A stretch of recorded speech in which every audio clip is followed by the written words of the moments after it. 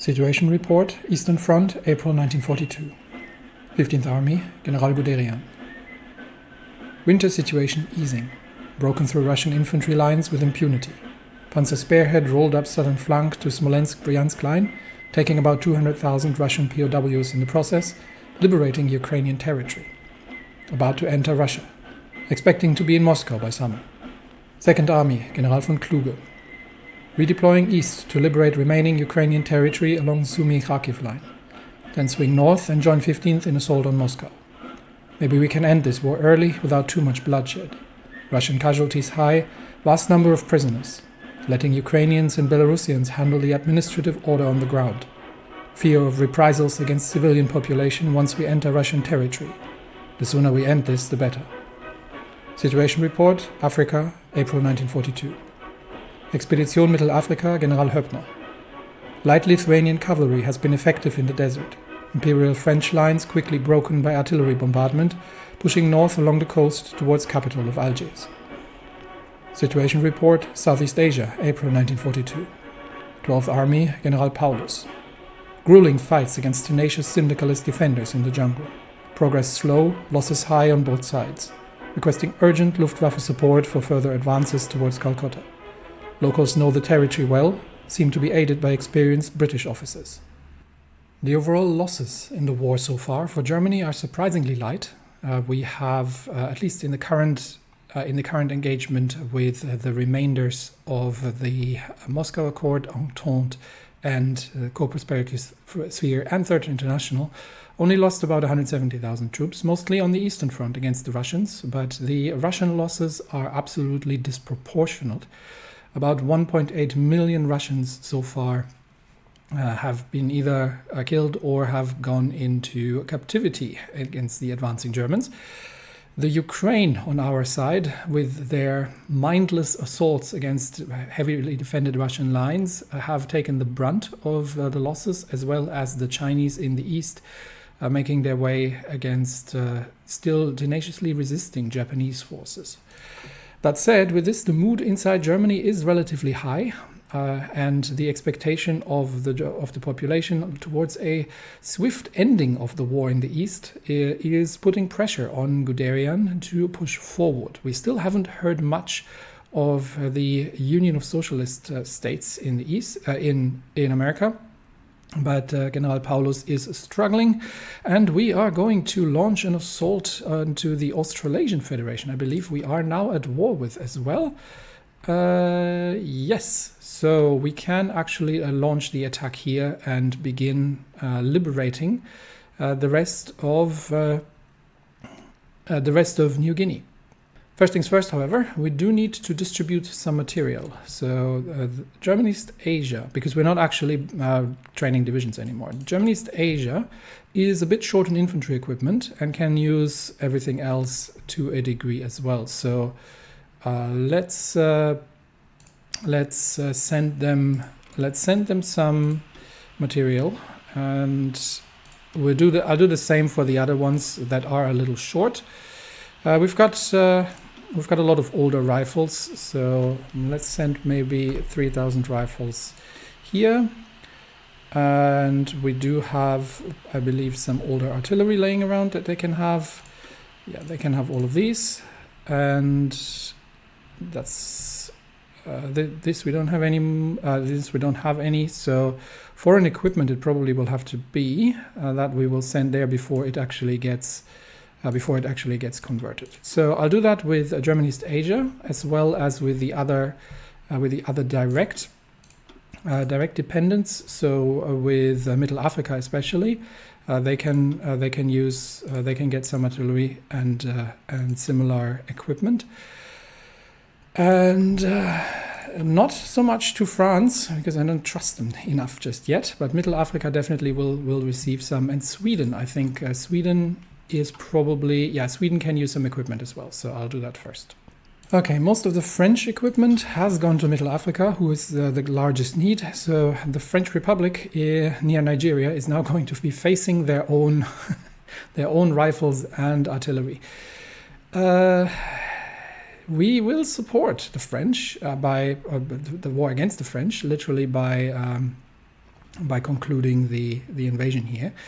And I think we can leave the destruction here to these divisions and keep pushing north along the railway line towards Tunis, because I don't think we are going to have a supply port here. This does look like a port, though there is one in Sfax, so that's the next supply point we definitely need to connect. However, well, it is a port, so we can supply it over the Mediterranean. That leaves the question, however, who controls the Mediterranean? And I think we do need to make sure that we do. So for the battle groups, we are going to extend the area into the northern African coast of the Mediterranean to ensure that everything will be safe here. And we'll have a look at the Geleitgruppen. They already cover that. Okay, so that's all good. We do have a decent amount of submarines at this point that are not actually needed for reinforcement. So I think I'm just going to get these to do some training while we're at it, and we will see how that goes. All right, that's that. Decisions, just some ace pilots, and we have no political power right now, so there's not an awful lot we can do.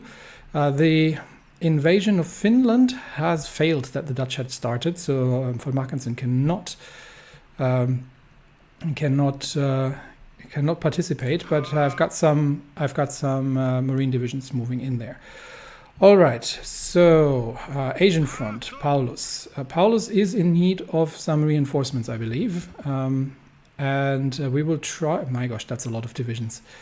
So I think this assault, given that these divisions are still waiting for some equipment, are maybe going to have to wait, because that is a lot of firepower concentrated here. And we currently have aerial superiority over the region due to the use of the Bengal region, due to the use of the fighters, but we don't actually have any bombers. So these fighter wings are nice to have, and we can actually they are trained at this point.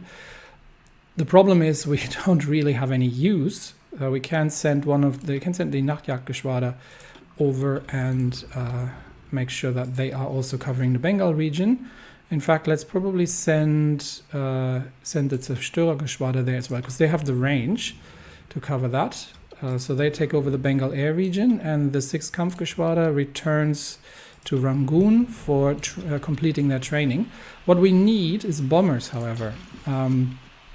Now, I think all the bombers are currently active on the Eastern Front. So here we have to. We would have to starve our support, which I think. What's the situation on the Russians? They do have a few active support planes, but not an awful lot. The fighters are controlling the air literally everywhere. Yeah, there's no Russian opposition anymore, except for the Ukrainian air zone, where they desperately try to do something. However, I think we've got 3 tactical bomber wings here, and we actually have an overloaded airport. That's not an airport. I think we do have one of the Jagdgeschwader there, so let's pull that out. We've got 3 tactical bomber wings here, which we could potentially move off. They are currently covering the Ukrainian zone, but we should have a few more. I think the rest is mostly covering. We've got 4 tactical bomber wings here that are currently that can take over the Ukrainian zone. So we'll move them here and take on the Ukrainian air zone. That means these three bomber wings can be temporarily relegated to the Asian theater, and they will be moved to Rangoon for now. And we do need to improve the airbase capacity that we have here. So we are already building that, I think. Yes, we are already building a forward airbase in Arakan. so we should be able to. Not seeing it actually. Where is the airbase? That is, it should be here.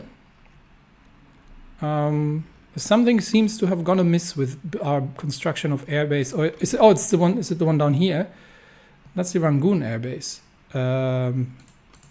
Is it this one? No, that's the Mandalay airbase. Okay, not entirely sure. It could be that they're just reinforcing this one. And that's a level 5. No, it can't be that one. It should be a level 3 airbase.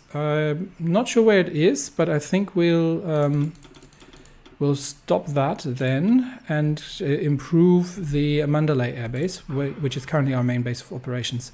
The tactical bombers should have enough range to move there. So let's get this prioritized and ensure that we have enough space for the bombers. And yeah, von Paulus is going to hold still for the time being, just hold the front lines and against a relatively large Indian force here, and wait for both reinforcements and for air support. Right, we've got that sorted. And that gets us back to the Eastern Front, where I have to get Guderian's troops lined up for their push towards Moscow and into Russian territory. Okay, that lines up both Guderian and von Kluge. However, we do have to fix the supply train, because if Guderian is to push further, right now the Khrushchev supply hub is woefully underdimensioned to supply his tanks. So that railway line needs to be improved, and that needs to take immediate priority. Smolensk, Khrushchev. That's the problem with pushing into Russia. The infrastructure is terrible. We are going to then from there connect, once we have retaken Bryansk, we are going to connect the railway lines and get Guderian to push towards Moscow, while von Kluge is liberating southern Ukraine. And for that, we can already get the marine divisions launch their assault and see if they can make a river crossing for von Kluge to follow up on. So let's get that started and see if they can push across with some support from the railway guns. There are. It looks like we are facing a Russian tank division on the other side, which is somewhat under strength, but which we are having trouble with actually. So the amount of firepower that the anti-aircraft guns provide to the marine divisions isn't quite enough to punch through the Russian T-34s that we're seeing there on the other side. So that is an area where, well, the Air Force will come in and assist, but the mechanized marine divisions are definitely going to be in need of some additional firepower. Meanwhile, many naval battles going on here. Let's have a very brief look and see if there's anything interesting. That's Canadian destroyers hunting our submarines. And here we are chasing away French submarines using the full force of the German battle groups. That's submarines, and more submarine engagements. Okay, so mostly submarine engagements with our destroyer forces coming in to chase away enemy submarines. Escort groups are still very much busy, and we are starting to fill up the numbers even more after we've got the Geleitgruppen expanded from size. So any new ships will be flowing into that. So that's result here. That was just a convoy, and we have some issues with supply of chromium from German East Asia. They can't quite supply us as much as we would like to, and that, I think, the best choice here is probably to get our. Do we have anybody else? Anybody else who can ship chromium to us that we have good trade relations with? Middle Africa has very little. we'll still take it. It's still cheaper than on the open market. But I think after that we're going to have to go to the Swedes and see if we can purchase chromium from them. In return, rubber trade, we are good, and we are slightly over on aluminium, but I think that's usually due to shifts in refits. So, and to the fact that we have very good trade relations. All right, and back to the Middle Eastern, to the North African frontier, not Middle East. We have to finish that off, and we do need to ensure that we leave some troops behind as we march through enemy territory here, and are about to take the supply port at Sfax, where there is no railway connection. However, French defenders are trying to rush in, so let's pin this in place and ensure that we are okay. We have taken Sfax, and that means we leave one division here to defend, and then we will probably have to start destroying some of the enemy divisions here as well, because we are controlling a very thin strip of territory. So now that that's all done, let's push back the French here and already move further troops upwards. Okay, that operation is ongoing. More naval battles. There's that Canadian group which has sunk in another one of our submarines. We're not going to engage them there, but we are sinking enemy convoys with relative impunity here in the in our areas in the Eastern Atlantic. There is not an awful lot that they can do about it.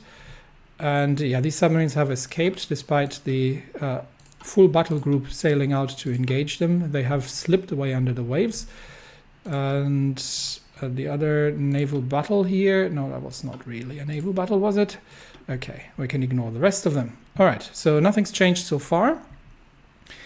And the Marines are about to breach against the last remaining is the Russian tank division that, although under strength, has put up a mighty fight here, and immediate counterattacks from the Russian infantry. But we have now made a breach, which means that once von Kluge's tanks actually make their way here, then we are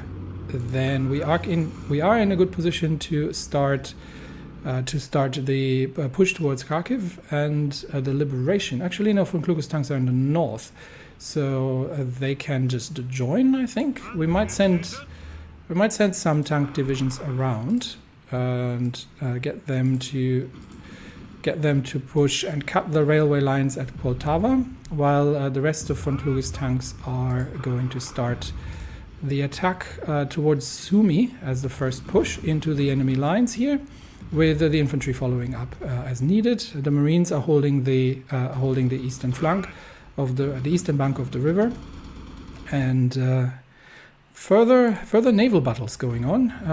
Okay, this one is more interesting. We have one of Radar's battle groups has caught a French destroyer group that has been chasing away submarines after they had attacked a French convoy and sunk a French convoy. 12 destroyers, 8, that's a lot of destroyers, so that's probably worth watching actually. So we've got, who do we have engaged here? We've got the Kurfürst Friedrich Wilhelm, the Tirpitz and the Gneisenau, as well as the von der Tann with their respective escort groups, and they are shooting up enemy destroyers. 3 have already been sunk by the first salvo from the big guns, as well as the Graf Zeppelin's bombers. The light forces are joining in the fray as well. The French destroyers are trying to escape, but I think single hits on these from any kind of salvo from the bigger guns are going to finish them off. And yeah, there they get sunk in rapid succession, mostly by both the big guns and the secondaries. One of our destroyers, the V282, has taken some hits and is retreating, but the French destroyers have been all but eradicated, and that, once the submarines escape, should be the end of the battle. A large number of French French destroyers been sunk. I'm not sure how many ships the French have left, but that should have been a major blow to the French Navy. Yeah, their destroyer force has been severely diminished. There are still some capital ships out there. We haven't found them yet, but it's just a matter of time. Okay, East Africa positions are getting secured here. We have to make sure that we are getting the lines cleared.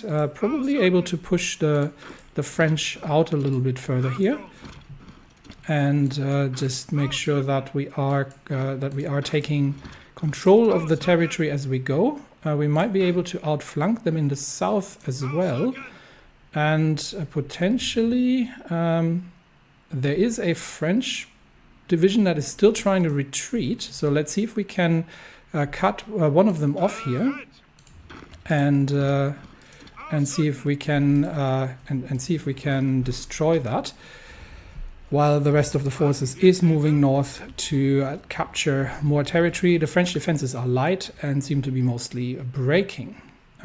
Spain hasn't joined the war yet, as far as I can tell. So yeah, they have not joined the war just yet. So we have had a couple of engagements where we have lost ships. That is, yeah, our destroyers are coming in. But we are losing convoys, friendly convoys, before the destroyers can join. That is probably due to the relatively low escort efficiency that we still have, just due to the sheer amount of territory that we have to cover here. Wilhelmshaven has a new trait.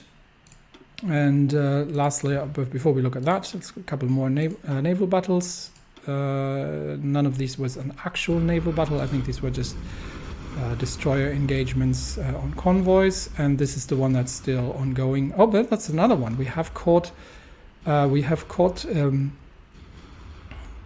New English, a New English destroyer group. So a fair, that's part of the Entente, I believe, as well.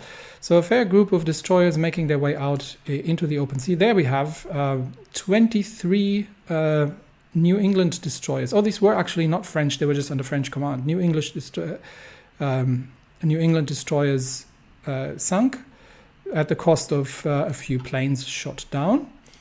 How many? New England I did not even have on the radar. What's their navy looking like? They have a few submarines left, but that's about it. Okay. So, and lastly, this was some Moroccan convoys. All right, let's go for the Wilhelmshaven, which is for our battle line, and I think we only have one direction to go. The gyro stabilized mounts for battleships, we can take that. And once we do the next refit, then I'll upgrade the MIO technologies. But that's about it. Okay, where were we? I think most important Marines. No, Marines, you stay right there.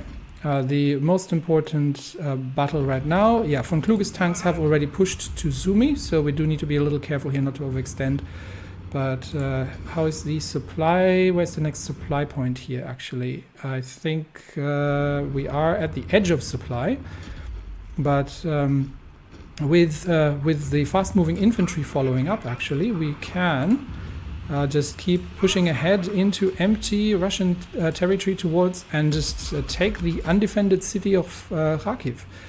While we are waiting for the reinforcements, possibly the Marines can just keep pushing by themselves here, and see if they can cut the railway at Poltava, and then join forces in the north. The rest of the troops from Kluge's troops here is just going to be holding the lines. We do have some tank divisions that can make themselves useful and shorten the lines in the south slightly. There we go. The rest of the infantry does need to catch up, so we do need to shorten the front lines here. Okay, von Kluge's troops are set to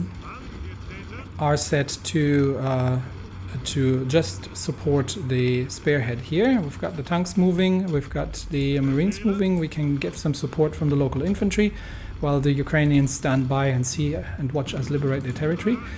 But it looks like the tanks, the 4th and 2nd Panzer Division, have completely broken through at this point and are sort of in a wild run here towards Kharkiv.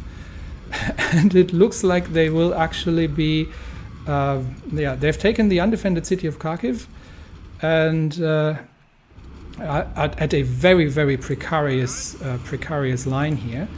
So we definitely need to widen that front a bit. There are Russian troops moving in the north, desperately trying foot infantry, desperately trying to shorten the lines there and to make something happen. But we can send further tank divisions as soon as they're reinforced to broaden the scope in the south. And we have taken Kharkiv. We leave it to the infantry to actually control it, but the tanks are now rushing in support. The friendly tanks are coming in as well, and additional supplies are required for occupation. Okay, let's have a look what that is. Additional supplies sent to occupation. Our occupation of our syndicalist enemies continues. Our troops keeping the order in the occupation zones understandably require everything from ammunition to clothing and canned food. And the unexpected mounting costs of the occupation meant that these supplies are running low. One of our industrial zones will thus be dedicated to the production of supplies for the troops in the occupation zone, and it will take time before it can return back to producing more important things. Understandably, this is not helping the occupation's unpopularity back home. Perhaps we should start searching for ways to withdraw. Okay, so we lose 10% political power and 2 base war support. Interesting. So is this due to the occupation of Denmark potentially? We are also occupying Iceland, and we can't quite finish off yet because Spain has ardently refused to join the war so far, which is smart of them, but still relatively infuriating because that means that we cannot finish off Iceland and return it to its rightful owners. There is a decision here somewhere, end military occupation. The thing is, it doesn't tell me what it does, and it potentially liberates Denmark, I would say, where currently a relatively sizable portion of my industry is located. So Denmark, I think, will remain under German control, but we will see if that gets out of hand at some point.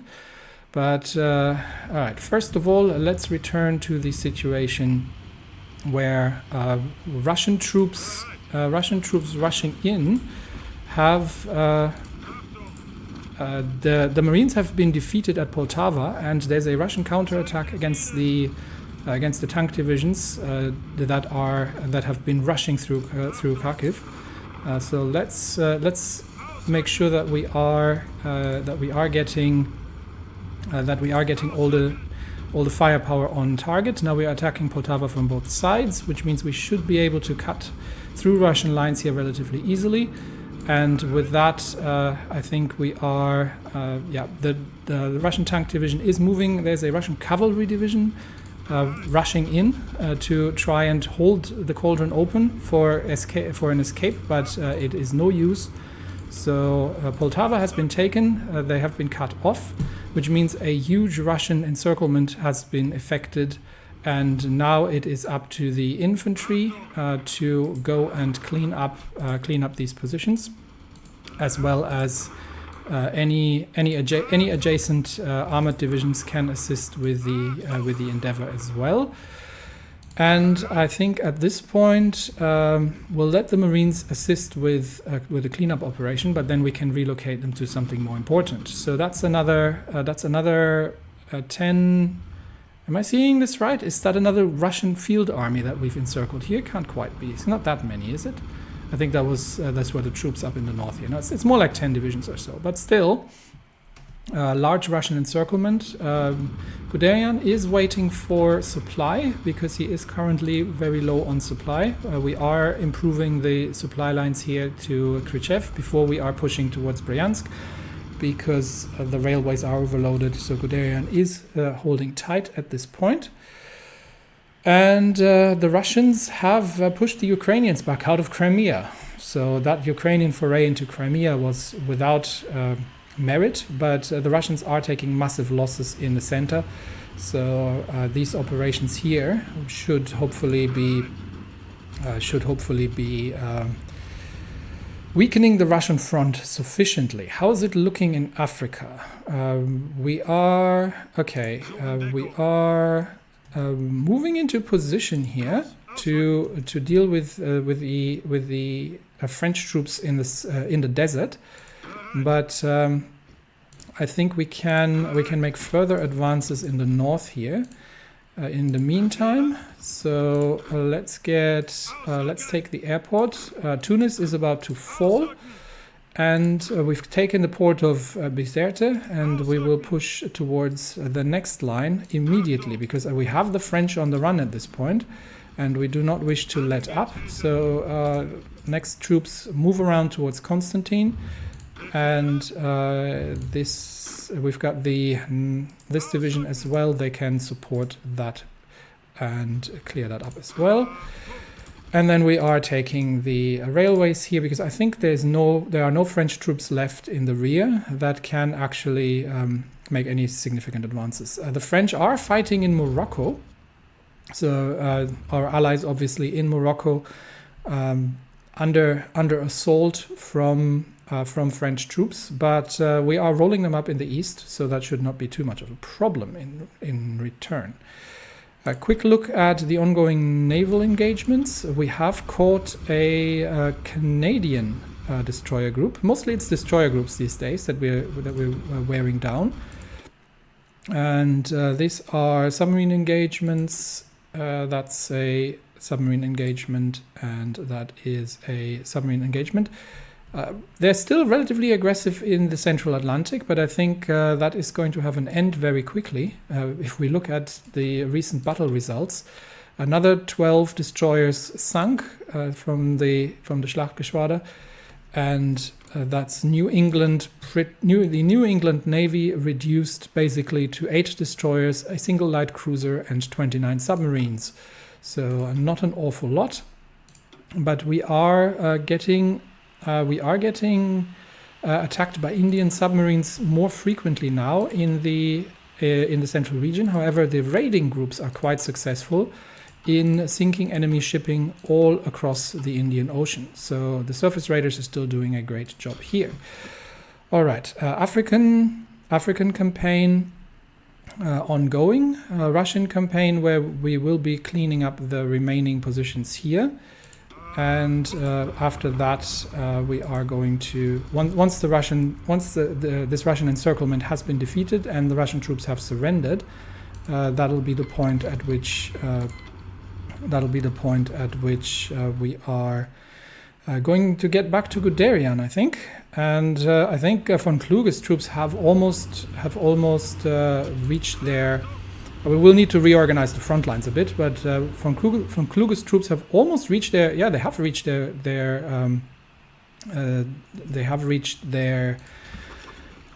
goals. They've taken Kharkiv, and that means I think most of the Ukrainian territory should actually be liberated here. There's still the southern parts here towards Mariupol. So we'll probably get von Kluge to just push south, retake Mariupol and Luhansk, and then cut off the Russian troops in the south here and do another dash. And then Guderian can start moving on to Moscow, and then von Kluge can join, secure the southern flank of Bryansk, and then join in the push towards Moscow as well. Maybe we'll get Guderian to clear up some Russian troops in the north here before he makes that move. We should almost be poised to start pushing out of Riga as well and retaking the Baltic duchies. Have the Marines arrived in Sweden? Yes, they have, and they are the Unternehmen Scholle. They are planning Unternehmen Scholle. We do need to have some naval. We do need to have some naval supremacy in the area, however, so we might just have to relocate. What do we have here? We've got a couple of heavy ships, but is there anything? If we send these to Danzig, the question would be: is there any enemy shipping active in the Baltic? I think not so much. So we'll send these. Yeah, we send these heavy ships to, actually not to Danzig. We will send them to Stockholm, and they will be a new temporary fleet, and they will be just there to run naval invasion support, and they will be covering the Stockholm Gulf of Finland areas. Gulf of Finland, no, it does not have any. There's no enemy shipping in the area, so the capital ships should be reasonably safe on their own, and we can send them in without too much trouble. These ships actually do need to patrol. I forgot that. There we go. And then the Marines can launch their invasion. We have another group of Marines currently up in Scapa Flow for an invasion, but they also require naval support. So the main group does have to cover the Norwegian Sea, which should be sufficient to give the Marines here the order to. Yes. Okay, so we can get that particular order going and invade the Faroe Islands, and then that is one of the last holdouts in the region, and we can from there on out repurpose the Marines for other operations. Meanwhile, the Russian forces here are getting obliterated. They have no way. They don't have any way out. So if we can get please everybody to join in the cleanup operations here and make sure that the last Russian defenders are being dealt with. Same thing around here.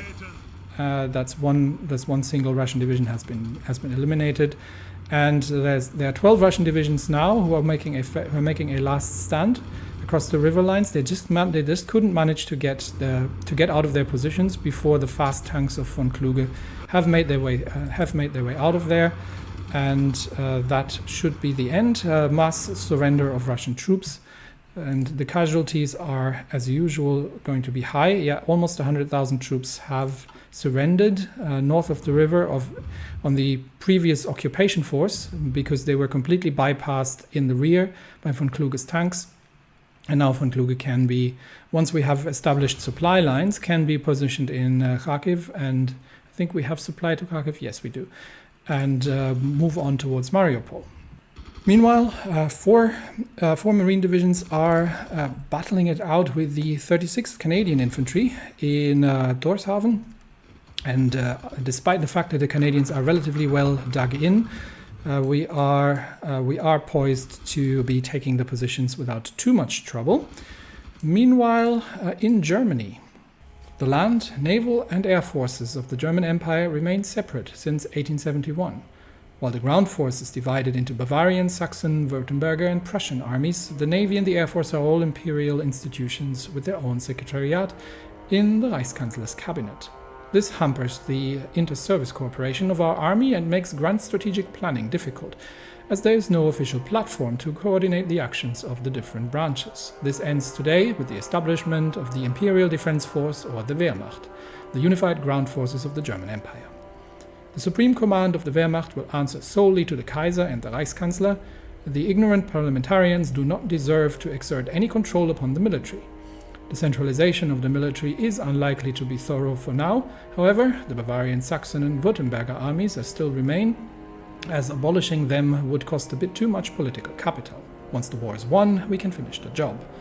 National Army for a National Empire. So, yes, this is obviously a very dangerous development, but this is kind of a logical conclusion of the path that von Schleicher has taken.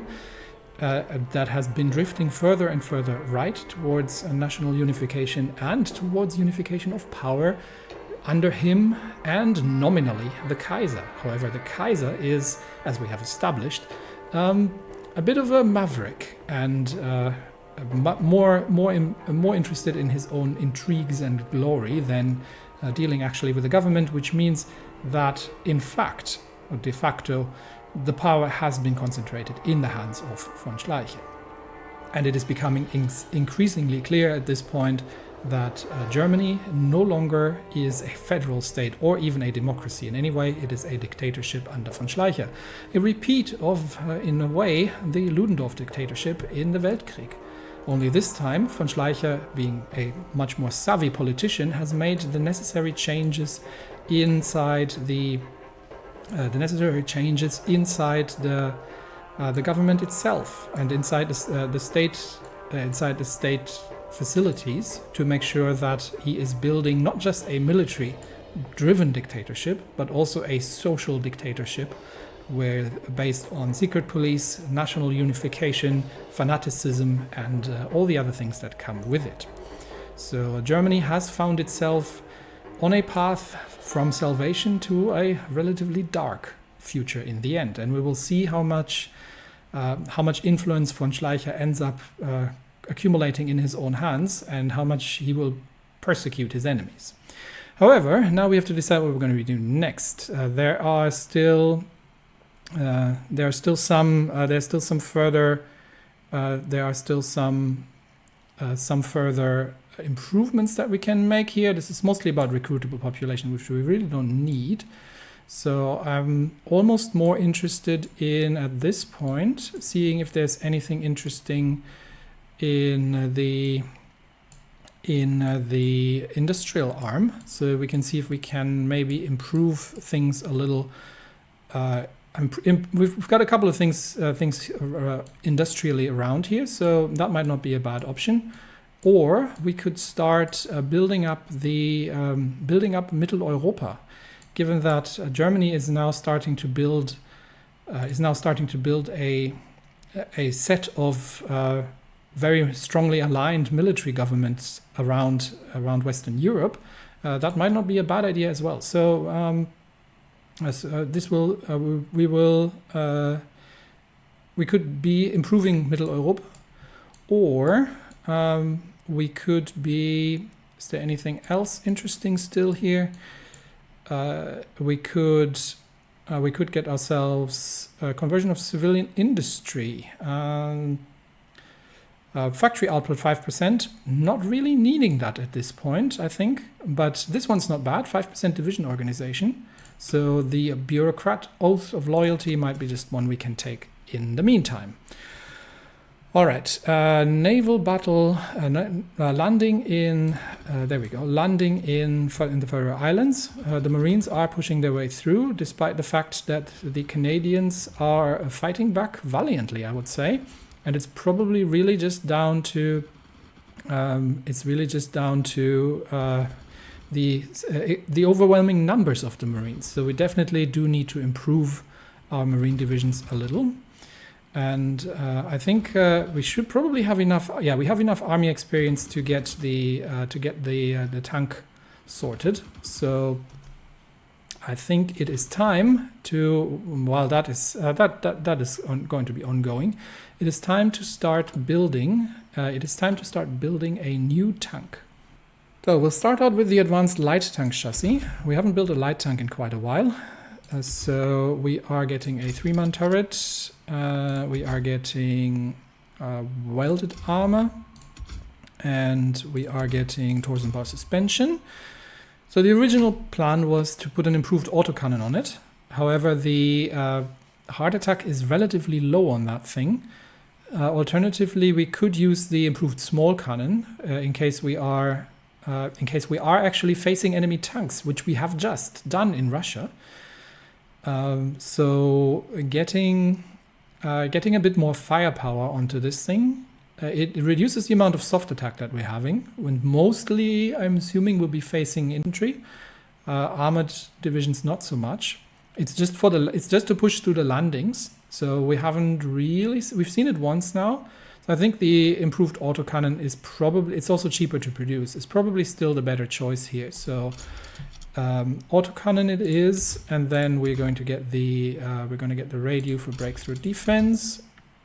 Obviously the amphibious drive, which is going to make this an amphibious tank, the Schwimmpanzer 3, and then we can still get the sloped armor and I think the wet ammunition storage, so we can boost things up a bit in terms of armor.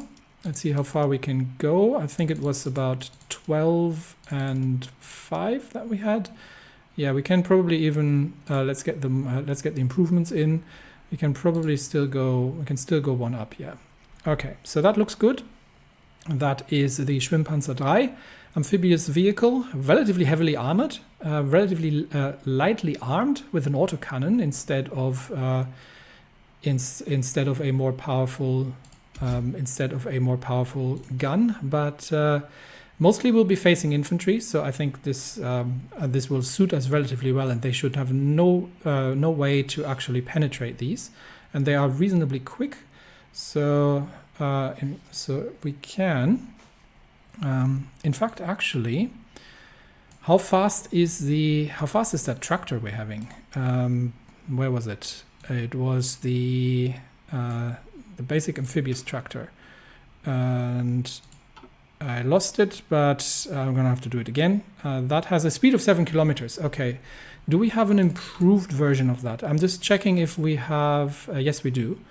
And that thing can go, that thing can go 10 kilometers. Okay, so we want a 10 kilometer light tank. So let me just quickly do that again.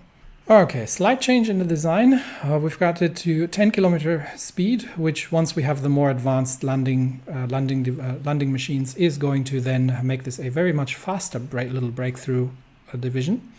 We've got a good amount of soft attack, and we have a veritable amount of armor support. Save that Schwimmpanzer 3. And we are going to have to start producing that with Henschel, obviously. But the question is, where are we going to get the military factories from? Because I think we are starting to have a good stockpile of medium tanks at this point. So yeah, we do. So we can start winding down the amount. I probably want 10 on that. So we'll just halve the armor production for now. It's mostly about maintenance at this point. There we go. And we can probably get an advanced, since we added, get an improved Panzerkampfwagen 4 as well. So let's have a quick look at that. So the Sturmpanzerkampfwagen 4 is our current medium tank, but I think we can give it the it's currently using the regular medium cannon, which is probably something like a 75 millimeter, if I had to guess. And but we do have a more modern version of that, so that is significantly improved. So like an 88 maybe, and that gives us much improved firepower and piercing. So let's do that. Upgrade it as it goes, and that is the Sturm. We're currently at A. We're currently at regular, so this should be the A variant. We'll call it the A variant. There we go. And save that. Sturmpanzerkampfwagen 4A with the improved cannon. And then we can also have a quick look at the other ones. We've got the self-propelled artillery, which can probably get a better version. So we can give. Currently, it's got the medium howitzer.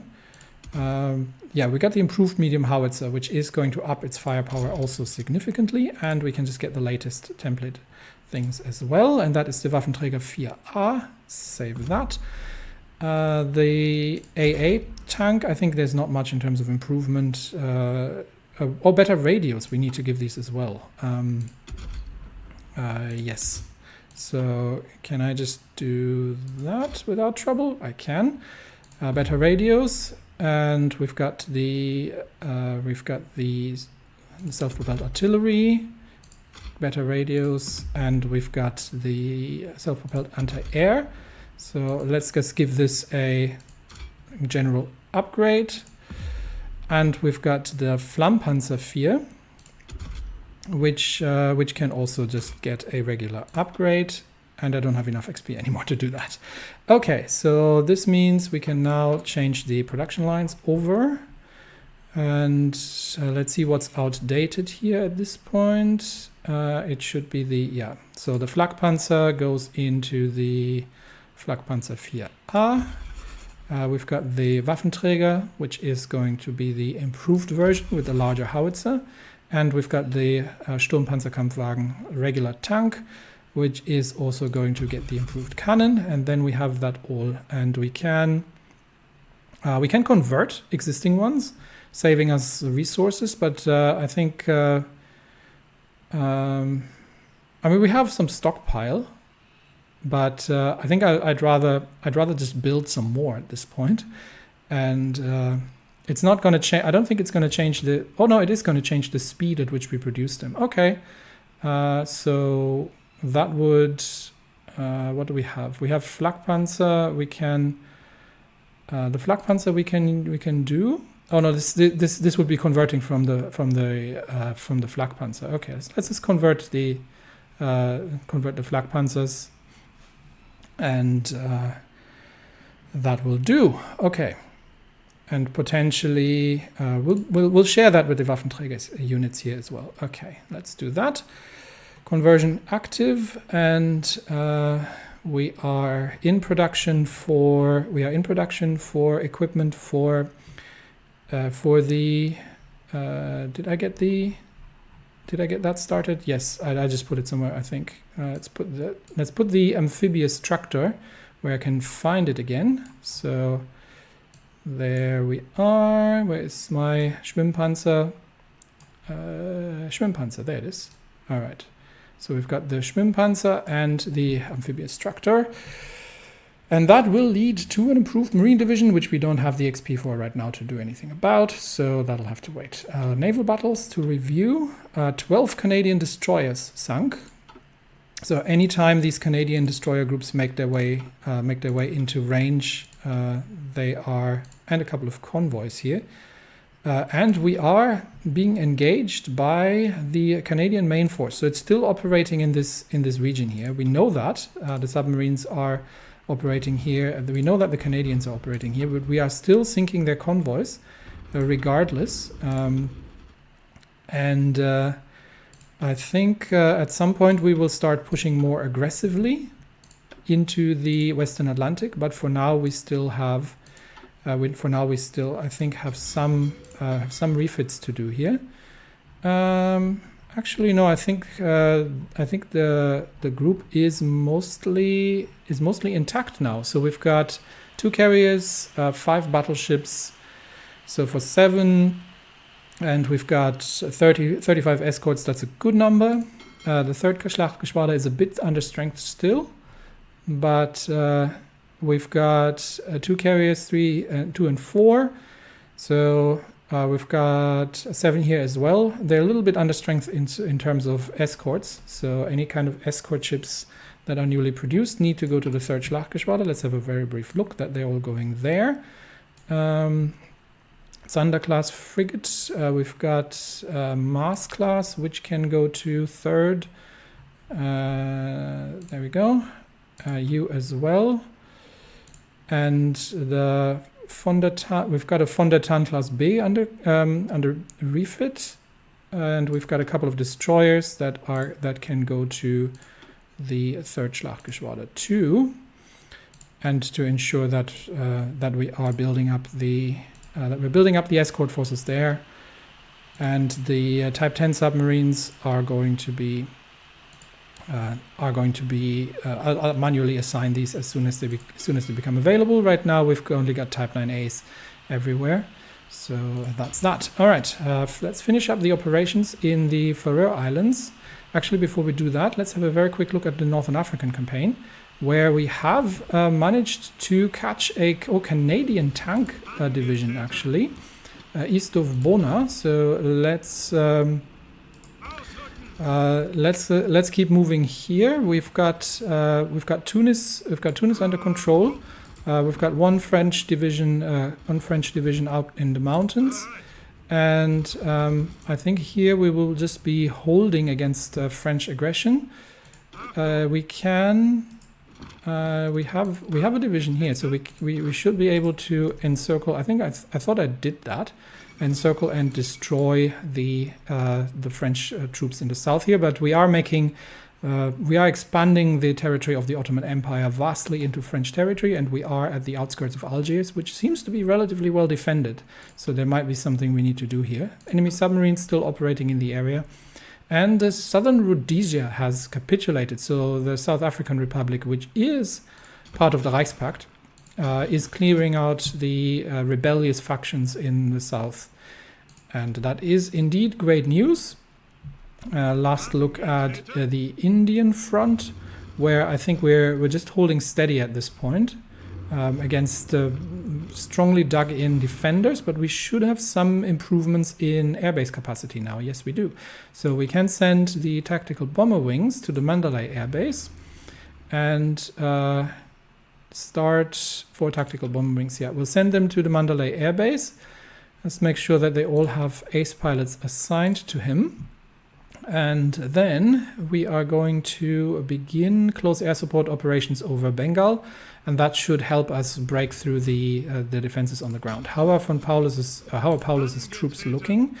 Okay, then they have been refitted. We are still short on flame tanks. We have an overall slight shortage of flame tanks. So current production of flame tanks is still deficient. In that regard, I think it might actually be better to just use the existing overhead of flak panzers and produce flame tanks. Yes, that is probably the better use for it. So the Flammpanzer 4, didn't we? Oh, I didn't have enough XP to upgrade the flame tanks. It's fine. We convert some of the surplus anti-air tanks into flame tanks to deal with current battlefield needs. And lastly, yes, we actually have to attack Port Moresby. Yes, I forgot about it. Too busy. So let's start moving the bulk of the troops. Let's begin moving the bulk of the troops south here and secure the lines and attack towards Port Moresby and take the rest of New Guinea before the Dutch get to it. So Port Moresby needs to be under our control. Troops are on the move, and I think that should not be a big problem for the available troops to make short work of that. And with that, last look for today, the Battle of the Faroe Islands. And I think the Marines are going to make landfall here very, very briefly, and they have done so. There are still some Spanish troops, which, since we are not currently at war with Spain, have not participated in the defense, which means they have most certainly caused some consternation within their Entente allies. All right. I think we've got some vicious battles here going on. In Africa, where we are going to have to support. I think this is about as far as we push forward for now.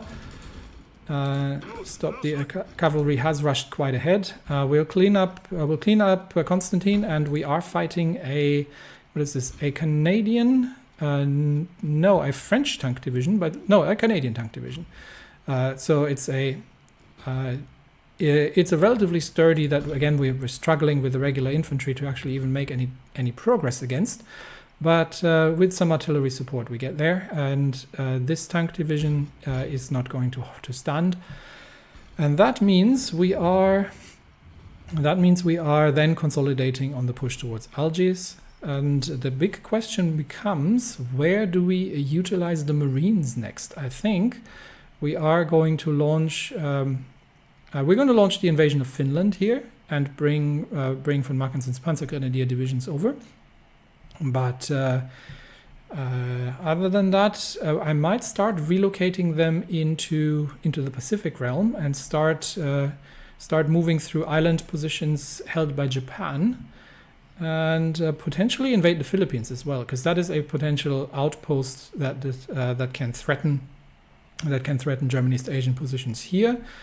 And we do need to keep an eye on, of course, Hawaii too, where we do have a division stationed, but so far the Americans still haven't made any moves. However, Hawaii is obviously a springboard towards the American East Coast eventually. So I think we'll relocate the Marines into the Pacific for an island hopping campaign, now that we have cleared out the last remaining strongholds in the Atlantic. North Africa is about to be cleared up. Guderian is on his march to Moscow once his trains have caught up. And it looks like our allies have actually caused some havoc here. So in that case, let's make use of the situation and try to break through these Russian tank divisions here. Let's see if we have the firepower to do that. We've got 2 of Guderian's tank divisions joining. Just 1 at the moment, but it is a very unfavorable position from the south here. So maybe instead let's attack southwards into the forest of what is this, somewhere south of Smolensk, and see if we can take this position. The Russians are dug in pretty well here.